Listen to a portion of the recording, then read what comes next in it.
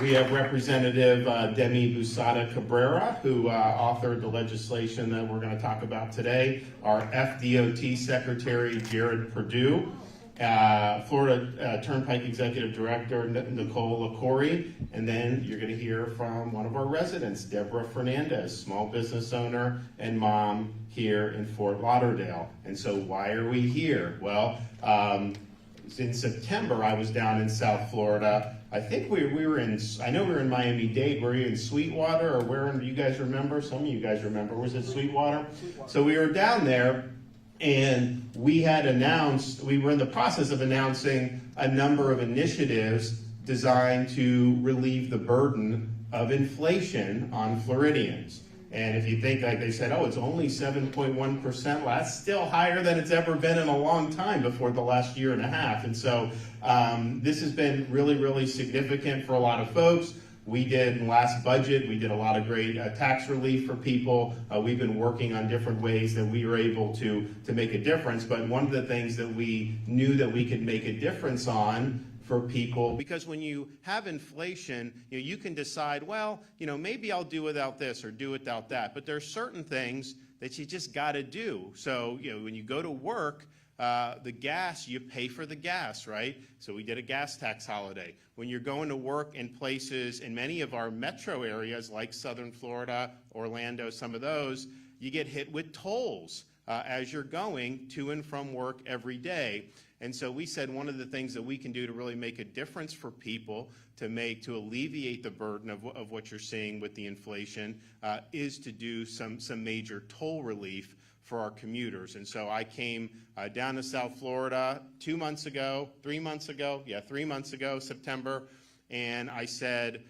we are going to do for all of our commuters, we're going to work to institute a program to give you a 50% reduction in all tolls. And that is something that's very ambitious. It's something that a lot of people thought was good, but people, you often have people run for office and they promise a lot of things. How many times do they actually deliver on a lot of this stuff? Not very often. So for us, we really believe in producing results, and when we come out and say we want to do something, we follow through. So not only did we make the proposal, we worked with Jared Perdue at FDOT to make sure that we had kind of the logistics, because basically what it is, any toll facility in Florida, and you see the map and you see this here, as long as it could accept one of the SunPass or transponders, you charge it, and once you reach the threshold, I think it's 35 charges a month, then they send you the rebate for 50% at the beginning of the next month. And so that's statewide.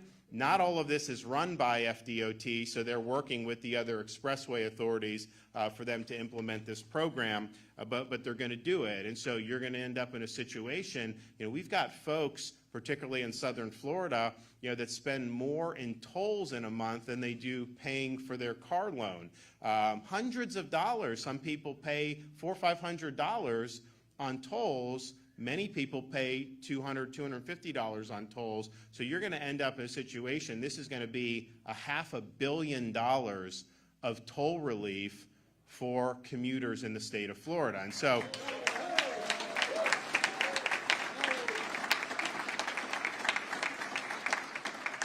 And so it's a really good proposal. And again, really the only thing you need to do is if you have one of those, one of the transponders, so that the thing, and then once you just reach the threshold, so we basically know you're a commuter. I think they said 35 pings in a month. Actually, people do much more than that if they're commuting. Tourists are still going to pay the same. They're not getting the rebates or anything like that. But we want our folks who are working every day to be able to benefit on this. And so if you think about it, you're going to have people that are going to save $1,000, $1,200, $1,500 a year on this program, and then others that may not pay as many tolls, even if they're saving $300, $400 a year. That's important when we're in a situation where we have a lot of the inflation. So that was the proposal. We wanted to do it, and we actually had the election, of course, November. Bring in the legislature for special session to do a number of different things, and I'm going to sign some of the other stuff they did tomorrow. But we said with the tolls, I said, look, why would we wait until the regular session and then you end up having it go into effect in July when they need the relief now. So let's do it for this whole calendar year starting January 1st. And so we're able to get the bill passed in the special session. Did it go unanimous in the House? Yeah, unanimous.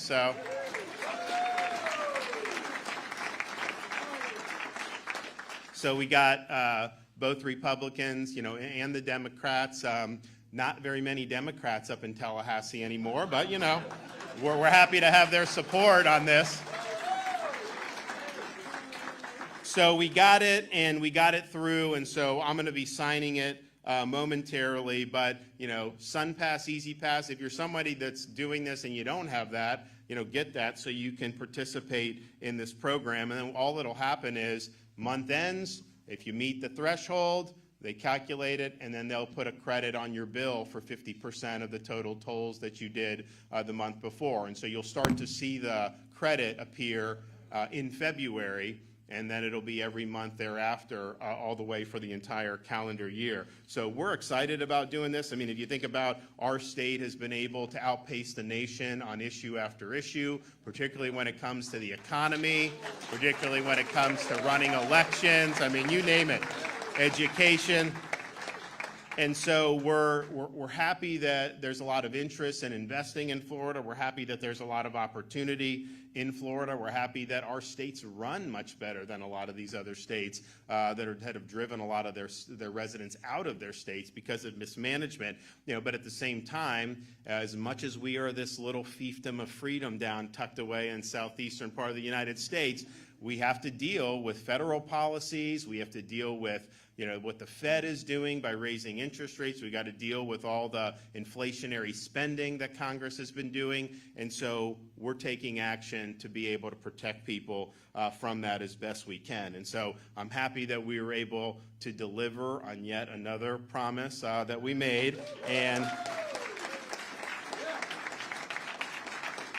we're able to do this in part because we have a record budget surplus. And the thing about it is you don't want to be running deficit, of course, but when your surplus gets too big, it's like, okay, we need to get this back to the taxpayer. So this is one thing we're going to do, but we are going to do much more in terms of tax relief for people throughout the state of Florida. So stay tuned on that. We're going to be able to, in the spring, come back and sign really significant tax relief legislation across a wide variety of things. And so I'm looking forward to doing that. I'm looking forward to working with the legislature to really keep putting major points on the board. But this one is, we're here just a few months ago promising this, and then today we're signing it into law, and then starting January 1st, the program will be active. So that's quick results, and that's getting things done. So we're going to hear from a few folks, and then I am going to go sign the legislation and make it official. So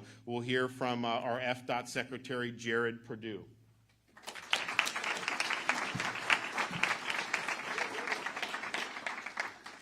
Thank you, Governor. Your bold leadership has really kept Florida the best place to live, work, and visit, and I'm honored to be able to serve as your Transportation Secretary moving into the future. Because of your vision and support, we are able to bring this relief to Floridians in a time of need. On behalf of the FDOT, I want to thank Speaker Paul Renner and President Kathleen Passidomo for ensuring this important legislation was part of the agenda for this week's special session. Customers are at the center of everything we do at FDOT, and we are so thrilled to be a part of this 2023 toll relief program. The SunPass Savings Program that you may remember was introduced by Governor DeSantis back in August, but the Florida Toll Relief Program that we're talking about here today provides even more relief for Floridians. This program will begin on January 1st and run through December 31st, and as Governor DeSantis said, commuters with at least 35 paid transactions a month will receive a 50% credit on their monthly statement. The toll relief program applies to all toll facilities that accept electronic payments. So if you have the transponder, you're going to be eligible for this. You reach 35 transactions a month, you get the 50% discount. It's really exciting. This toll relief program will make a real impact on the everyday lives of our customers, and it's really because of the conservative fiscal policies of our governor and our legislature that we can provide this relief without impacting our current and planned infrastructure for transportation. I'm grateful for the good work and collaboration with our legislative colleagues, and for more information on this toll relief program, please visit floridasturnpike.com/toll relief. I'd like to recognize Senator DeSigley and Representative Busada Cabrera for sponsoring this legislation and shepherding it through the legislative process. Thank you, Governor, for allowing FDOT the opportunity to contribute to relief solutions and the opportunity to be here today. Thank you. All right.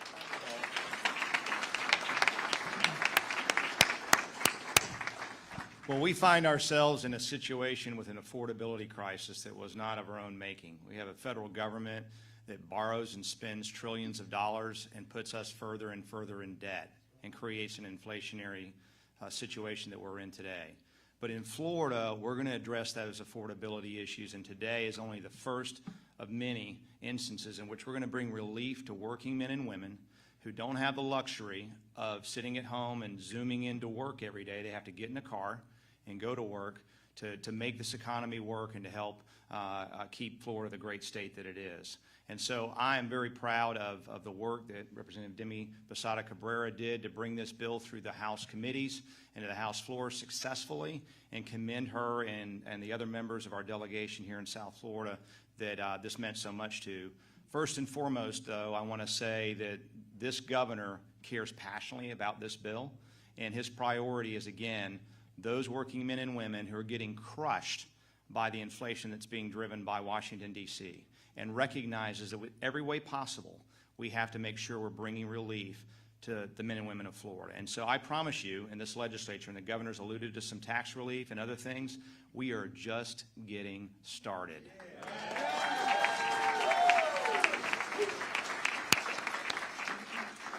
First, I want to thank the governor and Speaker Renner for their strong leadership on this incredibly important issue. It's a perfect example of promises made and promises kept. Being from Miami-Dade, along with Senator Alexis Calatayud, we know firsthand the strain that tolls put on our community. Quite often, we have people in our community who will avoid toll roads and take a longer route to and from work each and every day, missing out on important time with their family to save money. This legislation will not only save them money, but it will save them time.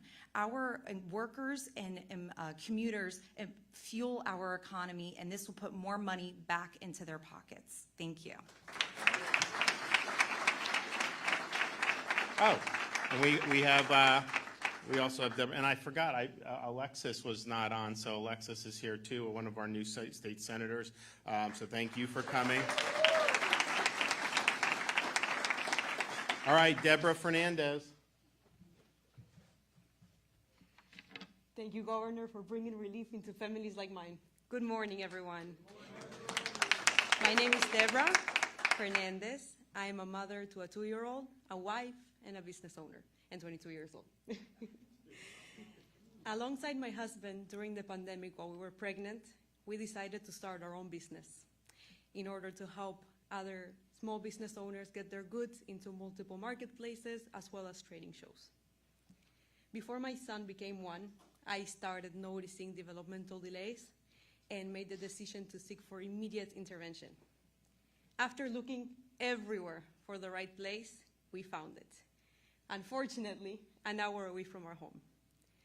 We all know that Florida is notorious for its traffic, making it crucial to have to take tolls, express lanes, and so on, in order to be on time for our responsibilities.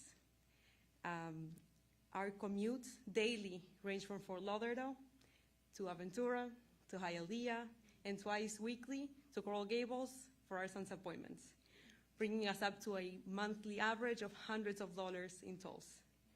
My family appreciates the governor's efforts to bring so much relief on not only tolls, but also sales tax release on baby essentials, such as diapers, formula, and clothes. This is worth mentioning.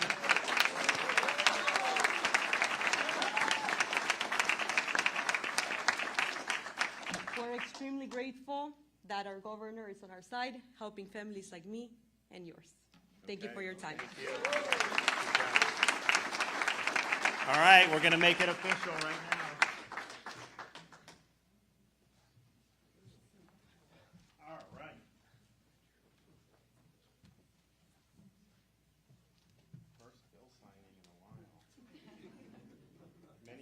weeks to come, a couple more tomorrow, and then we're going to be doing a lot in the next 4 or 5 months, I'll tell you that. Okay. Yes, absolutely. Okay, so today's date is what? 15th?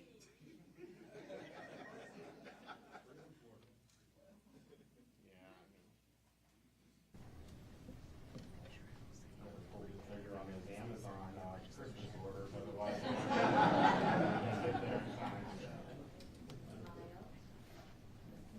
All right, who wants one?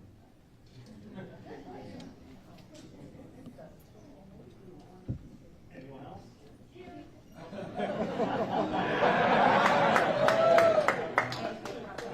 All right, good.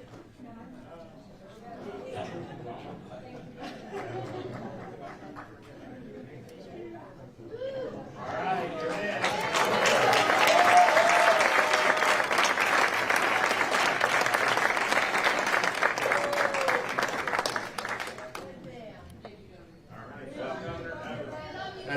As we said, $500 million in relief, but this is just the beginning, and we're going to be doing a lot more in the ensuing weeks and months. And with that, happy to take a question or two. Yes, Governor DeSantis, we thank you for convening the COVID vaccine accountability roundtable.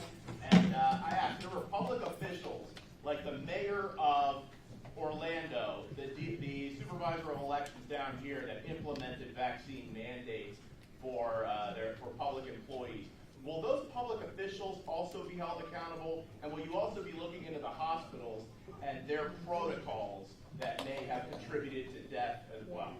So I think we did the roundtable. What we did was we now have created a public health integrity committee with some of the best researchers and medical professionals in the country to really serve as a way for Floridians and really Americans to get the truth about evidence-based medicine and not be fed all the propaganda that we've been fed for the last few years. And the fact of the matter is, you have these people that they still trot out there who have been wrong about almost everything along the way. And so now you have the situation, and in Florida, we put the kibosh on the vax mandates. They wanted to fire firefighters, all these others. We said you didn't. Anyone who mandated it violated Florida law. Of course, they should be held accountable. That is not appropriate to be doing. We saved the jobs of firefighters and nurses and cops and people throughout the state of Florida. And we're happy to do it, but there was so much misrepresentation about that because remember, they were wanting to mandate it on everybody, vax passports, employer, all this stuff, because they said if you get it, you won't get COVID. But that was not true. And so that really fueled a lot of the mandates that we saw. And just think what that's done to people's lives. Yeah, we stepped in Florida, but we still have Floridians, for example, who are serving active duty military. Some of those people who didn't want to do it ended up getting kicked out of the United States military over not taking a shot that doesn't prevent you from getting COVID anyways. And so there's so many things that were done based on false information, and I think that's important to get the truth on. Now, some of the other stuff that was done early on, I don't know that it'll be part of this. Some of it, like how they use the ventilators, I think clearly in hindsight was a mistake. I don't know that that was necessarily done out of deception. I think people were freaking out and trying to figure out, but I think there's no question that overventilation mattered. You look at some other stuff that they introduced, like remdesivir. Fauci said that was the standard of care. I can tell you, we looked at the data here. We saw no benefit from it. And obviously, you may have had some negative impacts from it. So that was something that Fauci was talking about and really pushing on, and that turned out, not to be something that was viable. So, but bottom line is, I think people have the right to the truth. I think people have the right to the accurate data, and that's really what we're looking to deliver. Lena. It sounds like you'll be signing the property insurance changes tomorrow. A little bit about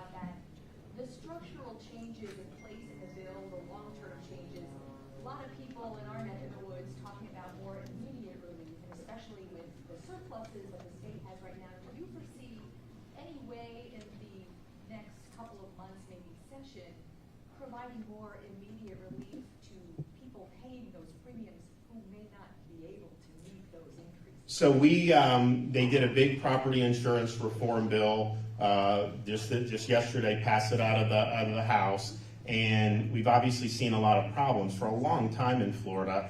And what I told them is, look, what are other states doing that we're not? Why do insurance companies leave our state and they have no problem doing business in these other states? Well, look, we have unique challenges. Part of it, that's true, but that's not the main reason. The main reason is, although Florida represents 8% of all property insurance claims nationwide, we represent almost 80% of litigation expenses nationwide. So you'll have situations where a homeowner will get a $20,000 settlement from an insurance company and the attorney will get $400,000.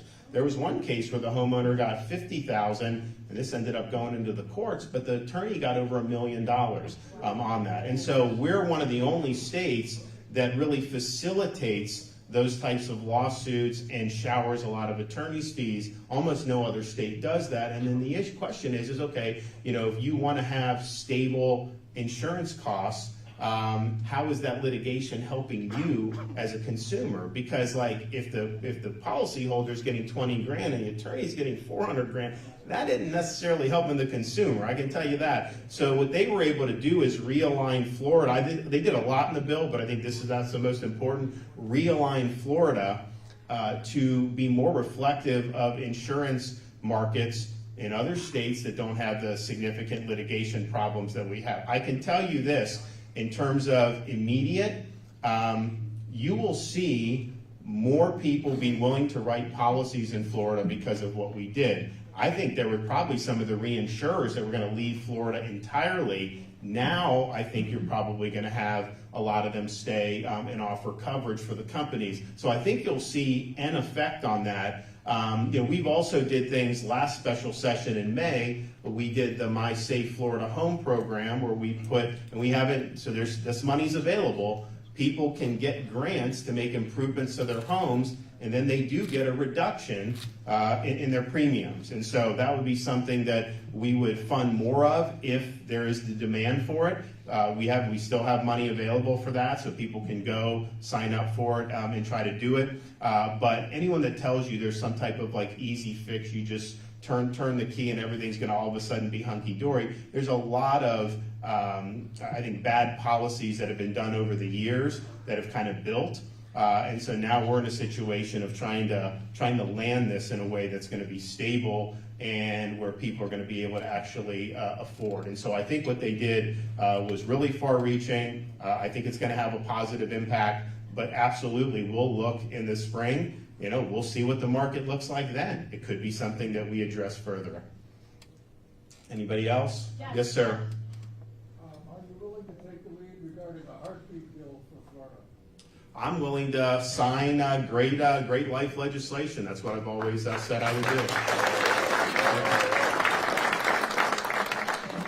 Thank you so much for everything you've done. My family were small owners of a photography business. We opened in the state saved us. So my parents had 7 kids, and the oldest of all of them, and we were able to feed them thanks to you. So thank you. My question is, I'm a newly married man. I got married at 19 years old. I'm 20 now, and I can't carry a gun.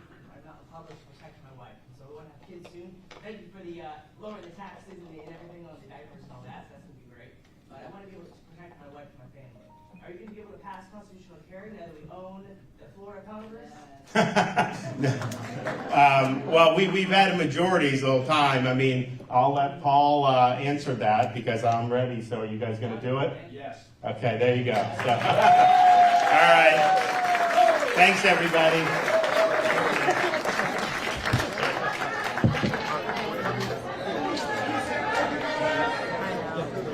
I got no questions.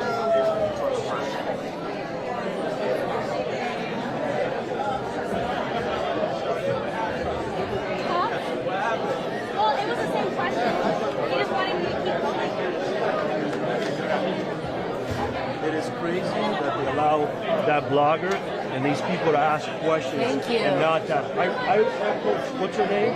It is out of control. And then the Herald's trying to get a question in, and they get this blogger there all the time. It's like out of control.